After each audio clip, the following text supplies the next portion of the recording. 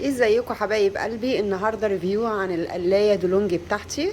انا جايباها داخله في 5 سنين او 4 سنين تقريبا، وما شاء الله جميله جدا. هي اولا ده اخر اصدار ليها اللي هو 96، ومعاها حلتين، حله لقلي البطاطس، وممكن كمان تعملي فيها الشوربه يعني الرز، كل انواع الخضار. انا جربتها في انواع الخضار كلها تقريبا، يعني عملت فيها فاصوليا خضراء ورز، وعملت فيها لسان عصفور، وعملت في شوربه لسان عصفور، وسلقت فيها فراخ، وسلقت فيها لحم، وعملت فيها انواع المحاشي كلها، وما عدا لا، وعملت فيها ورق عنب برده، وعملت فيها الفراخ المشويه، كل انواع الاكل. قلايه رائعه رائعه رائعه. انا هقول لكم الحاجات بتاعتها ماشيه ازاي. ده هنا اولا، هو هنا في زرار اهو، ده بتدوس عليه كده بيتفتح. هنا الهيتر بتاعها سخان علوي وسخان سفلي من تحت. وهنا دي حله اهي، دي حله اهي. الحله ديت فيها العمود اللي جوه ده اللي هو اهو بتاع تقليب البطاطس. يعني انت تحطي فيها البطاطس وتقلب لك البطاطس، وكمان ممكن يقلب الاكل اللي هو الخضار، وصعب ان هو يتشال زي ما انت شايفه كده، بيتشال بالعافيه كده. بتحطيه ويقلب لك فيه، لو بصله بتحمريها، لسان عصفور، شعريه، الكلام ده كله بيقلب، هو وظيفته ان هو يقلب. هي متجرحه معايا كده للاسف، مش انا الواحده اللي بستخدمها، اولادي كمان، فهم ما شاء الله قايمين بالواجب. جاي معاها شبكه، الشبكه دي بتحطيها كده، وتحطي لو انت في محاشي ولا اي حاجه او رز وعايزه تحطي عليها الفراخ من فوق او اللحمه تتحمر، الجزء ده هو اللي بيحمر اللحمه او الفراخ. تمام. وبتعمل بيتزا وبتعمل كيكه. تمام. وجاي معاها حله تانية اهي، بس الحله التانية دي ما فيهاش اللي هو دراع التقليب اللي جواه. دي بقى اللي بتعملي فيها المحاشي والكلام ده، وممكن التانية تستخدميها بردك للمحاشي. وفيها بردك ده كده، الزرار ده بيتني كده معاكي عشان لما تحطيه في قلب الحله وكده بيثبت. اوريهولكم هنا على الطبيعه. بصوا، انا بطلع ده لبره كده كده، بتطلع معايا، احطه كده واشد دي كده وتنزل كده. تمام. هحط لكم الفيشه بتاعتكم، الفيشه عشان اوريكم الحاجه بتشتغل ازاي. لكم بقى، احنا هنا اهوت، هي ليها زرار شرح القلايه. هي دي هنا اهوت، هنا في بصوا زرار هنا اهو من الجنب ده كده. انا شغلتها اهي. طبعا ثواني اشيل لكم اللزقه دي، انا كنت حطاها عشان محافظه عليها يعني اهي. بصوا بقى، هي هقول لكم كل واحد من البرنامج ده بيعمل ايه. احنا عندنا البرنامج اللي تحت ده برنامج الشوي. تمام. ده بتظبطي ان هو بيديكوا اوتوماتيك على طول 3 شرط اللي هي درجة الحرارة، ويديكي 50. بيشتغل الشوي بتاعه، بيشتغل فوق وتحت. طبعا انت هنا هو بتحطي الفراخ او اللحمه والحاجات دي وبتشويها، وطبعا بتحطي نقطه ميه من تحت عشان ايه الزيوت اللي بتنزل وكده. تمام. هنيجي هنا اهوت البرنامج التاني ده اللي هو ده بتاع الشوربات والرز. لو انت عايزه تسلقي لحمه، عايزه تعملي رز، تحمري شعريه، تحمري بصله، تعملي فيها خضار، ما شاء الله بتعمل. يعني البرنامج ده بيظبط اوتوماتيك، بيشتغل الهيتر اللي من تحت اللي هو السخان السفلي من تحت. تمام. اللي فوق ده ما بيشتغلش في الوقت بيشتغل اللي تحت بس. عندنا ده بتاع الكيك. استنوا، هنا بيدينا درجة حرارة 4 شرط اهي، وبيدينا الدقايق 60. انت ممكن تخليها شرطتين او شرطة او 3 او 4، وممكن بردك هنا تنزلي درجات الدقايق. تمام. طيب عندنا هنا هوت اللي هو الكيكة. يبقى ده برنامج الكيكة، وبيديهولك هنا هوت على درجتين حرارة شرطتين، وبيعمل لك هنا هوت على درجة 40. والكيكة بيشتغل السخان اللي من فوق واللي من تحت. تعالي هنا هوت، ده برنامج البيتزا، بردك بيشتغل من فوق ومن تحت. عندك ده بقى برنامج البطاطس الجميل ده، ده هنا هو بتحطيه وبتحطي الدراع اللي هو ده، بتحطي الدراع دوت، وبتحطي البطاطس سواء فريش او بطاطس عاديه. تمام.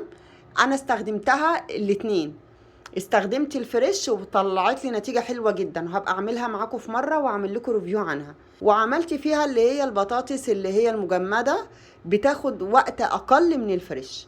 ومعاه طبعا اللي هو المكيال بتاع الزيت ده اهو، بتحطي فيه كميه زيت قليله وتقلبيها، وبعد كده تحطي البطاطس عادي وهي بيشتغل بقى مع نفسها، بيتظبط زي ما انتم شايفين كده اهوت. ادي درجه اللي هي البطاطس اهو، انا كده ظبطته اهو على درجه البطاطس، بيديكي على 3 شرط و32 دقيقه. ماشي. بتفضل شغاله، ومجرد ان انت بتفتحي الغطا كده بتقف. تمام.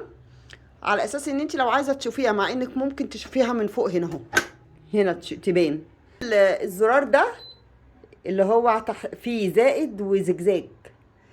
الزجزاج ده يعني معناه ان هو بيشتغل سخان علوي وسخان سفلي، اللي هو ده واللي هو من تحت، الاتنين بيشتغلوا مع بعض. ماشي. واللي هو الزرار ده اللي هو عليه زائد واحد بس من فوق، ده بتاع الشوي، لو انت مثلا عايزه تحمري وش الحاجه من فوق، اللي هو يشتغل سخان العلو فقط لا غير. تمام.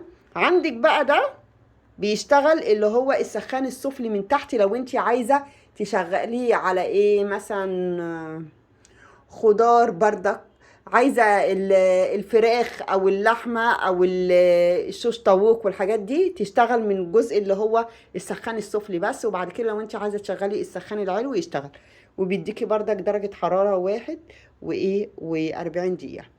ده كده كان شرح اللي هو البرامج بتاعتها. تمام. وبعد كده لما بتخلص بتفصلي من نفس الزرار ده.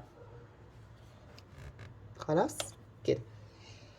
طبعا يا جماعه القلايه دي والله في منتهى الجمال جدا، وانا اساسا كنت جايباها على اساس الدايت بقى والحاجات ديت، بس انتوا عارفين ما بنقفش على حاجه يعني، استخدمناها دايت شويه وبعد كده الدنيا باظت معانا.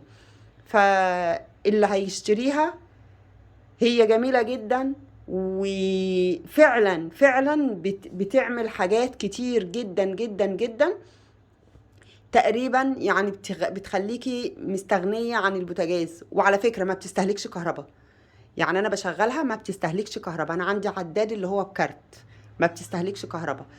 بس والله هي غليت جدا جدا، فانا عارفه ان صعب اي حد يشتريها دلوقتي، الا بقى يعني ربنا يكرم الناس كلها يا رب ويرزقها. فعلا حاجه غليت قوي. انا زي ما قلت لكم كنت جايباها ب 5800 تقريبا او 6000 الا، ودلوقتي انا لقيتها في المرشدي والله غاليه جدا، داخله على 13000. فحرام والله، حرام الواحد يشتري حاجه زي كده بالمبلغ الكبير ده. ربنا يرحمنا ان شاء الله. بصوا يا جماعه، وبيجي معاها كذا كتاب. اولا الكتاب ده اللي هو بتاع الوصفات اهو، دوت بيبقى موجود معاها، بيبقى فيه الوصفات بتاعتها والاصدار بتاعها، ونازل منها كام اصدار. يعني بصي هنا كاتب لك اللي هي الوصفات المفضله، وصفتك المفضله، والطعام في الوعاء بيبقى شكله ايه، وبعد كده كاتب لك الوقت الطهي بتاعها والتشغيل بتاعها ازاي، وبعد كده المراقبه بتاعتها من فوق، وبعد كده المقلاه يعني بتطلعيها وتغسلي الحاجات بتاعتها، الغطا بتاعها بيتفك وبيتغسل، والعمود بتاعها كده يعني. بعد كده كاتب لك بقى هنا هوت هي ايه الحاجات اللي بتعملها، زي ما انت شايفه كده، البيتزا والبطاطس والكيك والخضار السوتيه وبعض المخبوزات. وكاتب لك هنا اهو تعطيكي كل وصفه بتاخد وقت قد ايه وبتتعمل ازاي، وايه بتشتغل من فوق وبتشتغل من تحت. بتعمل الكوبيبه، وبتعمل الكبسه، وبتعمل السمبوسه، تحمر لك السمبوسه، وبتعمل لك اللي هو الكسكسي بالخضار. بصوا الكسكسي بالخضار، بتعمل لك الريزو، الرز الريزو ده الكتاب اللي جاي معاه. وبتعمل لك اللي هي طاجن الباميه بالموزه. هي بتعمل فعلا حاجات كتير جدا. وجاي معاها اللي هي شهاده الضمان بتاع دوت كتاب تاني. الكتاب دوت اهو، ده الاصدار بتاعه اهو 96 اف اتش 1396. ماشي. ده اخر اصدار ليها. ومعاه كده هوت بيبقى فيه اهو هنا هوت طريقه التشغيل بتاعتها والحاجه. والجدول دوت بيقول لك لو انت حاطه مثلا البطاطس فريش بتاخد وقت قد ايه، ودرجات الحراره قد ايه، ولو انت حاطه اللي هي البطاطس المجمده بتاخد وقت قد ايه، وكل برنامج بيديكي وقت قد ايه ودرجه حراره قد ايه والكلام ده. اللحم المحمر ده لو طازج بياخد 100، اللي هو الكيلو بياخد ايه، بيبقى بدون زيت بياخد وقت قد ايه، اهو 80 ل 90 دقيقة. إيه ما بتشغليش معاه اللي هو الدراع بتاع اللي هو بيلف الاكل والكلام ده. وبيجي معاه الكتاب ده كمان. الكتاب ده هنا هو بيقولك اللي هي الانواع الاكل بتاعه اللي هي سمك السلمون والارز والحاجات دي بتاخد بردك وقت قد ايه. يبقى كده هو معاه كام كتاب؟ 3 كتب اهم، ادي اللي هو كتاب الوصفات وكتاب الشرح وكتاب اللي هو ايه طريقه الحاجات اللي معاه. ومعاه شهاده الضمان اهي دولونجي، مش عارفه يا ولادي انتوا شايفين ولا لا. ولو انت عايزه تعملي اي ضمان اضافي اهو، هل ترغب في الحصول على سنة ضمان إضافية؟ ادي الضمان بتاعه، سنة واحدة ضمان. ولو انت عايزة تعملي ضمان إضافي بتدفعي رسوم تانية زيادة يعني. دي هنا الحاجات اللي جاية معايا مع القلاية. طبعا بجانب الملحقات اللي انا وريتها لكم، الحلتين ودراع التقليب ومقدار اللي هو المكيال بتاع الزيت والشبكة.